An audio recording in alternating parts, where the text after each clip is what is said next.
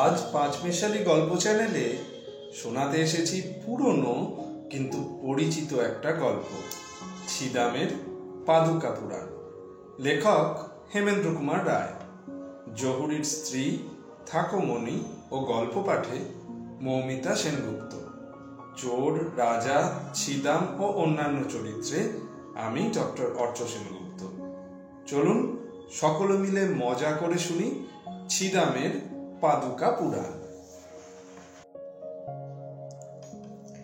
বেচারি ছিদাম, ভগবান তাকে রূপও দেননি, জাতেও ছিল সে কুমোর। সারাদিন বসে বসে হাড়ি কুড়ি গড়াই দিল তার ব্যবসা। ছিদামের বউ ঠাকুমণির মুখ যদি একটু মিষ্টি হতো, তাহলেও ছিদাম বরং কতকটা খোশ মেজাজে থাকতে পারত। কিন্তু ভগবান তার কপালে সে আরামটুকুও লেখেননি। গায়ে গয়না পরতে পায় না বলে ঠাকুমণি উঠতে বসতে বরের সঙ্গে গায়ে পড়ে কোঁদল করে। যখন তখন গঞ্জনা দিয়ে বলে, যার এক পয়সা টেকে নেই তার আবার বিয়ে করার আম্বা কেন? ছিদামও বুঝত তার মতন লোকের পক্ষে বিয়ে করার আম্বাটা হচ্ছে কাঙালের ঘোড়া রোগের মতন। তাই সে ঘাড় হেঁট করে বোবা কালা স্কুলের ছেলের মতন একেবারে চুপ হয়ে বসে থাকত। কিন্তু সেদিন তার ভালো মানুষইও ঠাকুমণির ধারে আর সইল না। মুখ বেঁকিয়ে হাত নেড়ে সে বলল, দেখো, তুমি এই লক্ষ্মী ছাড়া ব্যবসাটা ছাড়বে কিনা আমাকে আর স্পষ্ট করে খুলে বলো। ছিদাম আশ্চর্য হয়ে বলল, সে কি বউ, জাত ব্যবসা ছাড়লে যে পেটে দুটো ভাতও জুটবে না, তখন করব কি, ভিক্ষে? বুদ্ধি চিড়ি দেখো না, পোড়া কপাল, ভিক্ষে করতে যাবে কেন? তুমি জ্যোতিষী হবে, লোকের হাত দেখে টাকা আনবে। ছিদাম ভয়ানক চমকে ওঠে, কপালে চোখ দুটো তুলে বলল, জ্যোতিষী? আমি কুমোরের ছেলে, আমি হব জ্যোতিষী? সে যে দুব্বো ঘাসে পাকা লাঠি। হব, তুমি বলো কি, তোমার মাথাটা খারাপ হয়ে যায়নি তো? আমি ঠিক কথাই বলছি। ওই দেখো না কেন, পাড়ার হরি মুখুজ্জে জ্যোতিষী হয়ে কত টাকা রোজগার করে, আর তার বউয়ের গায়ে কত গয়না পড়ে। কিন্তু আমি মোটেই গুনতে শিখিনি যে। ঠাকু এবারে রেগে চেঁচিয়ে বাড়ি মাত করে বলল, দেখো, তুমি আর আমাকে ফাঁকি দিতে পারবে না। যদি জ্যোতিষী না হও, আমি তাহলে আজকেই বাপের বাড়ি চলে যাব। তখন কে তোমাকে ডাল ভাতে 36 তরকারি রেঁধে খাওয়ায় তা দেখে নেব। ছিদাম বউকে ভারী ভয় করত, কাজেই সে তখন কাচুমাচু মুখে আস্তে আস্তে বলল, আচ্ছা, তাহলে আমি না হয় জ্যোতিষীই হব। কিন্তু গিন্নি, এর চেয়ে মানুষ খুন করাও ঢের সহজ বলে মনে হচ্ছে। জ্যোতিষীরা যে পুঁথি বগলে করে পথের ধারে বসে থাকে, ছিদাম তা দেখেছিল।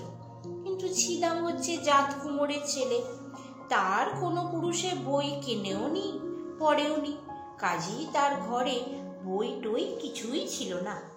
ছিদাম তখন বুদ্ধি খাটিয়ে নিজের ছেঁড়া চটি জুতো জোড়া বেশ করে প্রথমে কাপড়ে জড়িয়ে নিল। তারপর পুঁথির মতন করে সেই জুতো জোড়া বগলে পুরল। সেই সঙ্গে কপালে একটা মস্ত তিলকও কাটতে ভুলল না। কিন্তু বাড়ি থেকে বেরোতে তার বুকটা ভয়ে দমে গেল। শহরের সবাই তাকে চেনে, তারে ভুল ফেরানো দেখলে লোকে বলবে কি? যা হোক, অনেক করে মনকে বুঝিয়ে সুঝিয়ে শেষটা সে মরিয়া হয়ে যা থাকে কপালে বলে পথে বেরিয়ে পড়ল। তারপরে আকাশের দিকে মুখ তুলে চেঁচাতে লাগলো, আমি জ্যোতিষী, আমি জ্যোতিষী, চন্দ্র সূর্য গ্রহ নক্ষত্রের নারীর খবর সমস্তই আমার এই পুঁথিতে লেখা আছে, আমি জ্যোতিষী। রাস্তার লোকজনরা সবাই হতভম্ব। কেউ বলল, ছিদামটা তো মাথা খারাপ হয়ে গেছে মনে হচ্ছে। কেউ বা বলল, ছিদাম বোধহয় ঠাট্টা করছে। কেউ আবার বলল, ছিদাম, হাঁড়িকুড়ি করা তোমার কি অরুচি ধরে গেছে ভাইয়া? ছিদাম কিন্তু কারোর কথাই আমলে আনলো না। সে নিজের মনেই গড় গড় করে হেঁকে যেতে লাগলো, আমি জ্যোতিষী, আমি জ্যোতিষী। ঠিক সেই সময়ে রাজার জহুরি পথ দিয়ে যাচ্ছিলেন। প্রথমে তিনি রাস্তার গোলমালে কান পাতলেন না, কারণ সেদিন তিনি ভারী একটা বিপদে পড়ে অন্যমনস্ক হয়েছিলেন। তার ঘরে রাজার একখানা দামি মানিক ছিল, কাল সেখানা চুরি গেছে। এখন রাজা যদি সে কথা জানতে পারেন তাহলে তার কি দশা হবে। হঠাৎ ছিদামের চিৎকার তার কানে গেল। তিনি অমনি তাড়াতাড়ি তার কাছে এসে বললেন, সত্যি কি তুমি জ্যোতিষী? ছিদাম বুকে ভয় আর মুখে সাহস নিয়ে বলল, আগে হ্যাঁ হুজুর, আমার এই পাদুকা পুরাণে ভূত ভবিষ্যৎ বর্তমানে একেবারে হাতে ধরা আছে। জহুরি চুপি চুপি বললেন, দেখো, আমার ঘর থেকে রাজার মানিক চুরি গেছে। সেই মানিক এখনো কোথায় আছে তা যদি তুমি বলতে পারো তাহলে 5,000 টাকা বকশিস পাবে। আর না পারলে জোর চোর বলে রাজার কাছে তোমাকে ধরিয়ে দেব। কাল সকালে আমার সঙ্গে দেখা করে তোমাকে সকল কথা বলতে হবে। ছিদামের মাথায় যেন বাজ ভেঙে পড়ল। সে বুঝল ঠাকুমনির কথায় জাল জ্যোতিষী সেজে আজ তাকে এই বিষম মুশকিলে ঠেকতে হলো। আপনাকে সামলাতে না পেরে সে বলে বসলো, ছি ছি ছি ছি, মেয়ে মানুষ কি ভয়ানক জাত। নিজের স্বামীকে বিপদে ফেলতেও তাদের মনে দয়া হয় না। ঠিক ঠিক। আসল ব্যাপারটা কি জানো? স্বামীর সঙ্গে ঝগড়া করে তাকে জব্দ করার জন্যই জহুরির স্ত্রী মানিকখানা লুকিয়ে রেখেছিলেন। জহুরি ভুলেও একবার সে সন্দেহ করেনি, কিন্তু চোরের মন কি না। তাই জহুরি যখন বাইরে বেরিয়ে গেলেন তখন তিনি থানায় খবর দেন কিনা জানবার জন্য জহুরির স্ত্রী নিজের এক বিশ্বাসী দাসীকে স্বামীর পিছনে পিছনে পাঠিয়ে দিয়েছিল। দাসী এতক্ষণ ভিড়ের ভেতর লুকিয়ে থেকে ছিদাম আর জহুরির কথাবার্তা শুনছিল। কিন্তু ছিদাম যখন বলল, ছি ছি, মেয়ে মানুষ কি ভয়ানক জাত, দাসী তখন মনে করলো ছিদাম আসল চোরের কথা নিশ্চয়ই জানতে পেরেছে। সে আর দাঁড়ালো না, এক ছুটে বাড়িতে ফিরে জহুরির বউকে সব কথা খুলে বলল। জহুরির স্ত্রীর মুখের রক্ত যেন শুকিয়ে গেল। ভয়ে শিউরে সে বলে উঠল, দাসী, উনি জানতে পারলে যে আর রক্ষে রাখবেন না। জ্যোতিষী নিশ্চয়ই কাল সকালে এসে সব কথা ওকে বলে দেবেন। যা যা, তুই শিগগির একখানা পালকি ডেকে আন, আমি এখনই জ্যোতিষীর বাড়ি যাব। ছিদাম ততক্ষণে বাড়ি ফিরে এসে দাওয়ার ওপরে মাথায় হাত দিয়ে বসে পড়েছে। কাল তাকে জেলে যেতে হবে, এই ভাবনায় এখন থেকেই সে অস্থির হয়ে উঠেছে। এমন সময় জহুরির স্ত্রী এসে পালকি থেকে নেমে, আমাকে বাঁচাও বলে তার পায়ের কাছে আছড়ে পড়ল। ছিদাম ভারী আশ্চর্য হয়ে বলল, কে আপনি?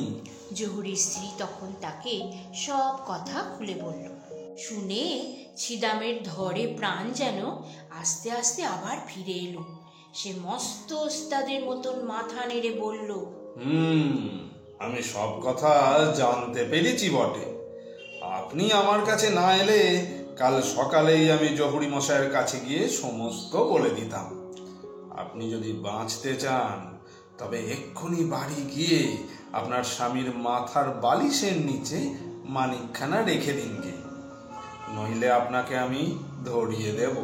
জহুরির স্ত্রী তখন ছিদামকে অনেক টাকা বকশিস দিয়ে হাঁপ ছেড়ে বাড়ি ফিরে গেল। পরদিন সকালে ছিদাম জহুরির বাড়ি গিয়ে হাজির। জহুরি বললেন, খবর কি? ছিদাম পাদুকা পুরাণের ওপরে হাত বোলাতে বোলাতে 3 বার ফুঁ দিয়ে বলল, হুজুর, মানিক আপনার বালিশের নিচেই আছে। জহুরি অবিশ্বাস করে বললেন, আমার সঙ্গে ঠাট্টা? ছিদাম আপনার কাপড়ে মোড়া জুতো জোড়া কপালে ছুঁয়ে বলল, হুজুর, ছি ছি ছি, পাদুকা পুরাণের কথা মিথ্যে হবার জো কি? পেট না হয় আপনি গিয়ে বরং সচক্ষে দেখে আসুন। জহুরি অগত্যা বাড়ির ভেতরে গেলেন। খানিক পরে আহ্লাদে আটখানা হয়ে ছুটতে ছুটতে ফিরে এসে বললেন, অবাক কাণ্ড! ও ছিদাম, তোমার মতো জ্যোতিষী এ রাজ্যে আর কেউ নেই। ছিদাম এবার আসল কথাটা তুলে বলল, আগে হুজুর, আমার বকশিসের ওই 5,000 টাকাটা। জহুরি তখন বললে, হ্যাঁ হ্যাঁ হ্যাঁ, আলবাত আলবাত, আমি এখনই আনিয়ে দিচ্ছি। দেশে দেশে জ্যোতিষী ছিদামের নামে ঢাক পিটে গেল, কিন্তু যত নাম ডাক বাড়ে ছিদামের ভয়ও ততই বাড়তে লাগলো। কে জানি কোথা দিয়ে কখন আবার কি বিপদ ঘাড়ের ওপর এসে পড়বে, তখন কি হবে। জ্যোতিষীর ব্যবসাটা ছেড়ে দিতে পারলে ছিদাম হাঁপ ছেড়ে বাঁচতে পারত, কিন্তু জহুরির কাছ থেকে বকশিসের টাকা পেয়ে ঠাকুমণির লোভ আরো 10 গুণ বেড়ে গেছে। তার গায়ে অনেক গয়না হয়েছে বটে, কিন্তু তাতে তার আর মন উঠছে না। সে এখন প্রকাণ্ড 7 মহলা অট্টালিকায় দাস দাসী নিয়ে বড় লোকের গিন্নির মতো থাকতে চায়। কাজেই ছিদাম জ্যোতিষীর কাজ ছাড়তে চাইলেই সেও শাসিয়ে বলে, তবেই চললুম আমি বাপের বাড়ি। এমনি সময়ে রাজবাড়িতে বিষম এক চুরি হয়ে গেল।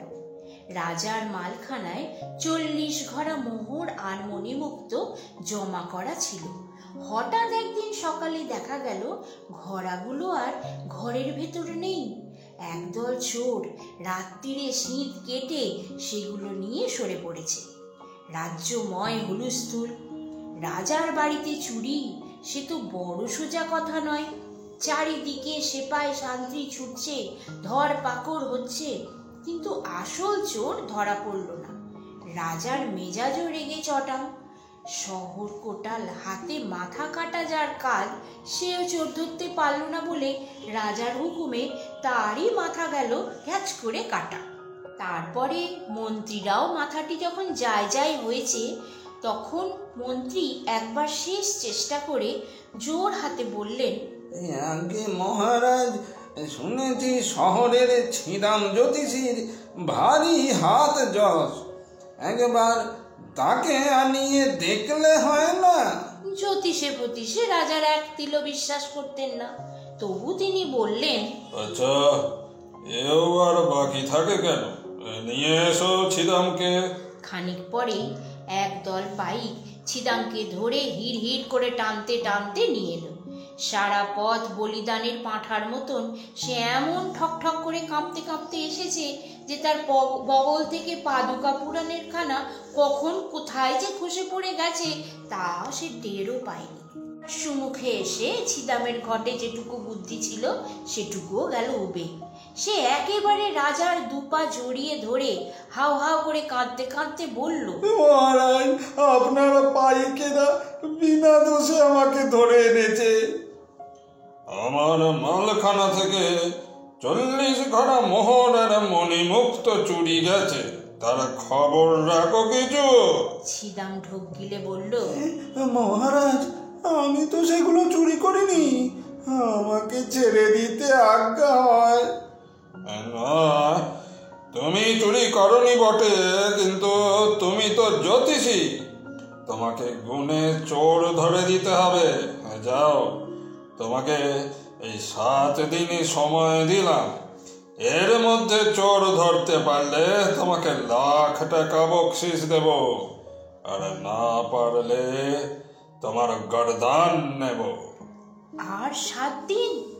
তারপরে? হুপ ভাব রে!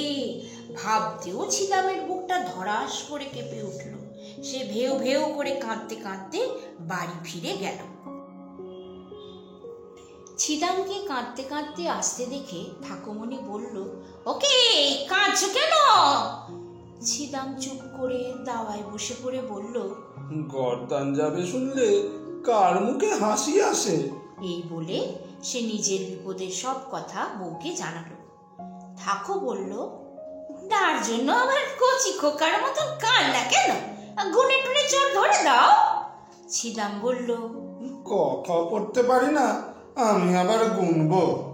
কুমোর যে গণক হয় না তা কি তুমি জানো না? না গিন্নি, আমি গুনবো না, গর্দানও দেব না, আমি এ দেশ ছেড়েই দেব লম্বা। পালাবে? ভারী আবদার যে। জানো, তাহলে আমি নিজেই রাজবাড়িতে গিয়ে তোমার পালানোর খবর দিয়ে আসবো। ছিদাম হাল ছেড়ে দিয়ে ফুঁস করে একটা দীর্ঘ নিঃশ্বাস ফেলে বলল, সিঁথির সিঁদুর যেদিন মুছবে, থান কাপড় যেদিন পরবে, আর মাছ চচ্চড়ি যেদিন খেতে পাবে না, সেই দিন তুমি আমার দুঃখ বুঝবে, তার আগে না। এদিকে চোরের দল বেজায় মুশকিলে পড়ে গেছে। তারা মোহর আর মণিমুক্ত ভরা ঘড়াগুলো শহরের একটা পচা এঁদো পুকুরের ভেতরে লুকিয়ে রেখেছে বটে, কিন্তু ধরা পড়বার ভয়ে সেগুলো নিয়ে শহর থেকে আর পালাতে পারছে না। তারপরে চোরেদের সর্দার যখন শুনল ছিদাম জ্যোতিষীর হাতে চোর ধরবার ভার পড়েছে, তখন ভয়ে তার পেটের পিলে গেল চমকে। সে ৭-৫ ভেবে দলের একটা লোককে ডেকে বলল, আজ সন্ধ্যার সময় তুমি ছিদামের ঘরের পাশে লুকিয়ে থেকে আড়ি পেতে শুনবে আমাদের কথা সে টের পেয়েছে কিনা। সন্ধ্যের সময় একটা চোর গিয়ে ছিদামের ঘরের জানলার পাশে জুজুবুড়ির মতন গা ঢাকা দিয়ে লুকিয়ে দাঁড়িয়ে রইল। ছিদামের মাথায় তখন খালি এক কথায় ঘুরছে ফিরছে, 7 দিন, মোটে 7 দিন। তারপরেই তার আশা ভরসা সব ভরসা। বিশেষ 7 দিনই বা কোথায়, 7 দিনের একদিন তো আজকেই ফুরিয়ে গেল বলে। ঠাকুর তাকে জিজ্ঞাসা করলো, কি গো অতখানি হাস্ত করে ভাবছো কি চুরির কথা? ছিদাম গুম হয়ে বলল, তারপর দিনগুলোকে মনে রাখবার জন্য দেওয়ালে সে খড়ি দিয়ে 7টা দাগ কেটে একটা দাগ মুছে দিয়ে বলল, 7-এর 1 যেতে আর দেরি নেই, বাকি রইল 6। এখন দৈব গতিতে চোরের দলেও লোক ছিল মোট 7 জন। জানলার বাইরে দাঁড়িয়ে চোরটা যখন শুনল ছিদাম বলছে 7-এর 1 যেতে আর দেরি নেই, তখন সে ভাবল ছিদাম নিশ্চয়ই গণনা করে তার কথা জানতে পেরে তাকে ধরতে আসছে। তার মনে ভারী ভয় হলো। সে একেবারে এক দৌড়ে সর্দারের কাছে গিয়ে হাজির। সর্দার বলল, কে হাঁপড়ের মতো হাঁপাচ্ছিস কেন? চোর বলল, সর্দার সর্দার, ছিদাম সব টের পেয়ে গেছে, তার একটু হলেই আমি ধরা পড়েছিলাম আর কি। সর্দার বলল, বলিস কি রে, সব কথা খুলে বল তো শুনি। চোর তখন সব কথা খুলে বলল, আমার বিশ্বাস হচ্ছে না, হয়তো তুই ভুল শুনেছিস। আচ্ছা, কাল তোরা সন্ধ্যের সময় দুজনে গিয়ে ছিদামের ঘরের পাশে লুকিয়ে থাকবি। পরের দিন সন্ধ্যের সময়ও ছিদাম বিমর্ষ হয়ে এক কোণে বসে ভাবছিল আকাশ পাতাল কত কি। ঠাকুর বলল, কি গো এত যে ভাবছো, কি নাড়া কিছু হলো? ছিদাম দেওয়ালে আর একটা খড়ির দাগ মুছে দিয়ে বলল, কিনারা আর কি করব, 7-এর 2 যেতে আর দেরি নেই, বাকি রইল 5। যেমনি এই কথা শোনা ছিদাম ধরতে আসছে ভেবে অমনি চোর দুজন মুলুক ছেড়ে দিয়ে চম্পট।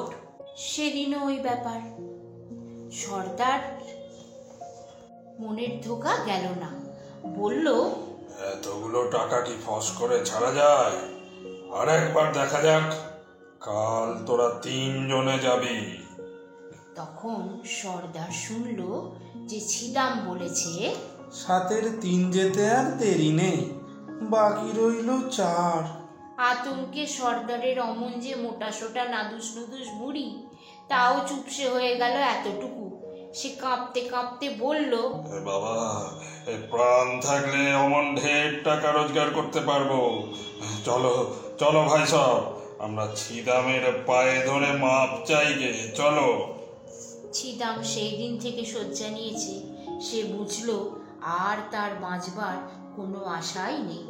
অনেক রাত্রে হঠাৎ সদর দরজায় কড়া নাড়ার শব্দ হলো। আমি মরছি নিজের জ্বালায়, এত রাত্রে আবার কড়া নাড়ে কেড়ে বাবু? এই বলে ছিদাম বিরক্ত হয়ে বিছানা ছেড়ে উঠে সদর দরজা খুলে দিল। কিন্তু দরজা খুলেই ছিদাম দেখে সামনেই কালো মুস্কো 7-7টা ষণ্ডা চেহারা। সে আঁতকে উঠে চেঁচিয়ে উঠল, ওরে বাপরে, ডাকাত ডাকাত, আরে এই চৌকিদার চৌকিদার। কিন্তু চোরেরা 7 জনেই একসঙ্গে ছিদামের পা জড়িয়ে ধরে বলল, ছিদাম বাবু, দোহাই আপনার, চৌকিদার ডেকে আমাদের ধরিয়ে দেবেন না। আমরা আপনার কাছে মাপ চাইতে এসেছি। ছিদাম আশ্চর্য হয়ে বলল, মাপ? মাপ কেন? সর্দার একে একে সব কথা বলল। ছিদাম যেন আকাশ থেকে পড়ল, কিন্তু মনের ভাব লুকিয়ে বুক ফুলিয়ে সে কড়া সুরে বলল, তবে রে শয়তানের দল, আমি ছিদাম জ্যোতিষী, ছিছি পাদুকা পুরাণের আগাগোড়া আমার মুখস্থ। আমার সঙ্গে চালাকি? বল বল শিগগির, ঘোড়াগুলো কোথায় লুকিয়ে রেখেছিস? সর্দার হাত জোর করে বলল, আগে ওই চণ্ডীতলার ওই তাল পুকুরের উত্তর কোণে। ছিদাম তখন বলল, এখন ভালো চাস তো এ রাজ্যি ছেড়ে সরে পড়, কিন্তু খবরদার ফের যদি সে টাকার ওপরে লোভ করিস তবে তাদের ডাল কুত্তা দিয়ে খাওয়াবো। ভোর না হতেই ছিদাম গুটি গুটি রাজবাড়িতে গিয়ে উঠল। রাজা বললেন, কে খবর ভালো? ছিদাম বলল, আগে না মহারাজ, এই কদিন অষ্টপ্রহর চিচি পাদুকা পুরাণ ঘেটে আমি বুঝলাম যে এই যাত্রা আপনি একসঙ্গে চোর আর চোরাইমাল দুটো পাবেন না। হয় চোর নয় ঘোড়াগুলো, এ দুইয়ের কোনটা আপনি চান? রাজা তখন বললেন, চোর ধরতে পারি তো ভালোই, নইলে সেই মোহর আর মণিমুক্ত ভরা 40টা ঘোড়াই আমি আগে চাই। ছিদাম বিড়বিড় করে কি যেন পড়তে লাগলো। ওং ওং ওং ভগবান বান শন শন হিং টিং ফট, আয় চটপটে লাগে ভোজবাজি চোর বেটাদের খাড় সাজি, ঠিক দুপুরের রোদ্দুরে তাল পুকুরের উত্তরে, কার আগে না পাদুকা পুরাণের আগে। মহারাজ শিগগির লোক পাঠান, চণ্ডীতলার তাল পুকুরের উত্তর কোণে আপনার 40টা ঘোড়াই পাবেন। তখনই দলে দলে সেপাই শান্তি চণ্ডীতলার তালপুকুরে ছুটল। খানিক পরেই তারা পুকুর থেকে সত্যি সত্যি 40টা ঘোড়া তুলে নিয়ে ফিরে এলো। ছিদামও হাঁক ছেড়ে লাখ টাকা বকশিস নিয়ে ঘরের ছেলে ঘরের দিকে চলল। তার মুখে হাসি আর ধরে না। গায়ে 2 সেট গয়না হলো, 7 মহলা বাড়ি হলো, দাস দাসী গাড়ি ঘোড়া হলো, তবু কিন্তু ঠাকুমণির স্বাদ মিটল না। যতদিন না রাজরানী হয় ততদিন তার মনে আর সুখ নেই। কাজেই 2 দিন না যেতে যেতে সে আবার ছিদামকে গিয়ে বলল, দেখো, তোমাকে আরো টাকা রোজগার করতে হবে। ছিদাম বলল, কেন বলো দেখি? সেই টাকায় তুমি একটা রাজ্য কিনবে, তখন তুমি হবে রাজা আর আমি হব রানী। রাজ্য? একটা রাজ্য কিনবার মতো টাকা আমি পাবো কেমন করে? কেন, আবার জ্যোতিষী হও? ছিদাম সে কথা হেসেই উড়িয়ে দিয়ে বলল, ঢের হয়েছে গিন্নি, ওসব কথা ভুলে যা। জ্যোতিষী টতিষী আর এই জীবনে হচ্ছি না। ঠাকুমণি চোটে লাল হয়ে বলল, হবে না তো কি, হতেই হবে, নইলে এখনই আমি বাপের বাড়ি চলে যাব। ছিদাম হাঁক দিল, গঙ্গা ফটিং সিং, গঙ্গা ফটিং সিং, গিন্নি বাপের বাড়ি যাবে, পালকি আনতে বলো। গঙ্গা ফড়িং সিং দারোয়ান উত্তর দিল, জয় হুকুম হুজুর। ছিদাম আবার হাঁক দিল, ওরে আর কে আছিস রে, শিগগির একটা ঘটক টটক ডেকে আনা দেখি। কেন, ঘটক আবার কি হবে? রূপোর গড়ার নলে ফুরুক করে একটা টান মেরে ছিদাম বলল, তুমি তো বাপের বাড়ি চললে, কিন্তু আমি এত বড় বাড়িতে একলা থাকবো কেমন করে? তাই তোমার বদলে আর একটা বিয়ে করবো ভাবছি। ঠাকুমণির মুখ শুকিয়ে গেল। তাড়াতাড়ি সে বলে উঠল, না না, আমি ঘাট মানছি, আর কখনো বাপের বাড়ি যেতে চাইবো না। 5 মিশালি গল্প চ্যানেলে আজকের গল্পটি এখানেই শেষ হল। আশা করি আপনাদের ভালো লেগেছে। ভালো লাগলে লাইক, শেয়ার ও সাবস্ক্রাইব করে দেবেন। আপনাদের মূল্যবান মতামতের অপেক্ষায় রইলাম। ভালো থাকবেন সবাই। আবার ফিরছি আগামী সপ্তাহে।